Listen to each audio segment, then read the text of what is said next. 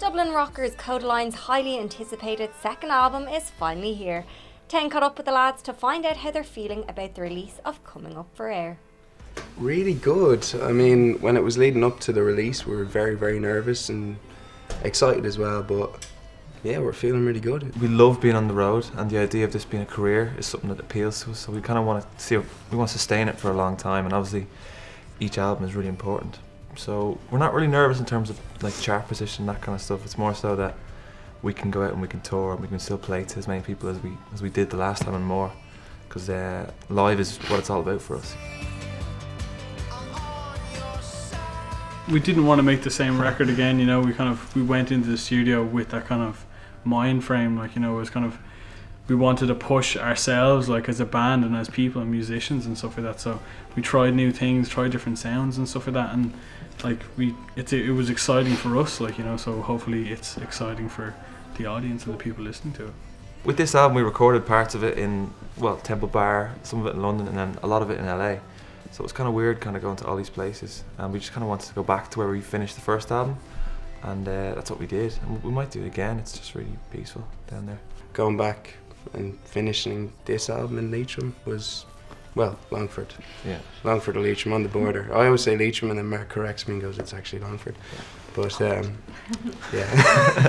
The support we've had from Irish people, just even globally, you know, everywhere we go there's 20 or 30 Irish people at the back of the room that will make themselves known. And we also have the same friends when we go back, when like we go out in Dublin, and same friends that we like went to school with and stuff like that. So in terms of, they keep us all extremely grounded, and they would never let us, you know, get too big for our boots or anything like that. It's kind of funny that on the last album, it was our first album, we were releasing it or whatnot, and the lead up to release, all our mates were like, oh my god, this is amazing, I can't believe yous are actually releasing an album like worldwide, and we were all excited. And now this time around it's like, yeah, that song, don't really like it. That song, what are you doing there? That's a good song. You know, that's that one, good. Yeah.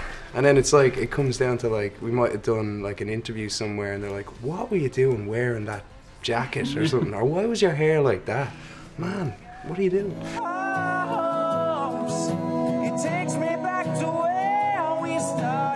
There was one point we had cutouts of ourselves, I think, cardboard cutouts in some shops. We were on tour, so we kind of missed it.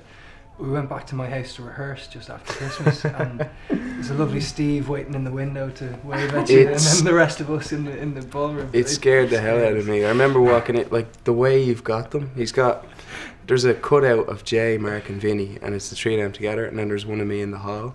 But I didn't see the one of me in the hall, but then I was walking into a rehearsal room and it's hidden behind the curtains. So I opened up the curtains and I was like, whoa, because I thought it was like a person, and then I was like, what is that doing there? You know? It was very funny. But our families are so supportive. I mean, my nana, like, she's, you know, she's pretty, I'm not going to say old, she's young as ever, but she's like a huge Kodaline fan. Like, only last week she was down in Kerry, and she heard that we were on the cover of Hot Press, so she went into this local shop and bought the magazine. And this is like, she's like 80 odd, you know, and the shopkeeper was kind of looking at her going, I think this magazine's a bit too young for you.